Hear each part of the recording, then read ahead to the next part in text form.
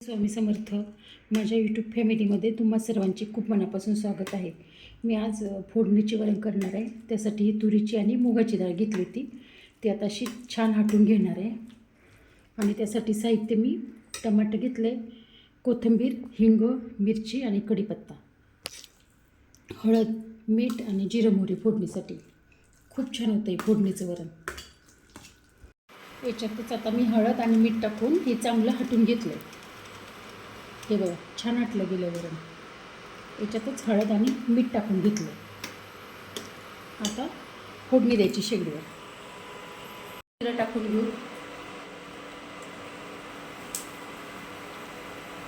जिरं मोहरी टाकले. आता त्याच्यात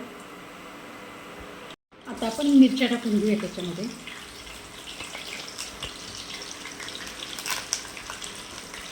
आणि कढीपत्ता,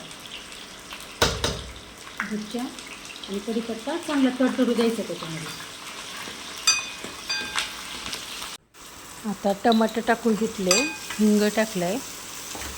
आता आपण ते कोथिंबीर टाकून घेतली आणि वरण टाकायचं आहे. आता त्याच्यामध्ये वरण टाकून घेऊया आणि थोडं गरम पाणी टाकूया. आता वरण चांगलं उकळून घ्यायचं मस्त. थोडंसं गरम पाणी पण टाकून घेतलं. छान लागतं असं फोडणीचं वरण, मस्त लागतं. हे बघा, आपलं वरण किती छान उकळलं आहे. आता आपण गॅस बंद करूया. मस्त उकळलं, उकळी छान आली. वरणाला उकळी छान आली ना, वरण खूप छान लागते. झालं आहे, मस्त उकळलं. आता आपण गॅस बंद शेगडी बंद करूया.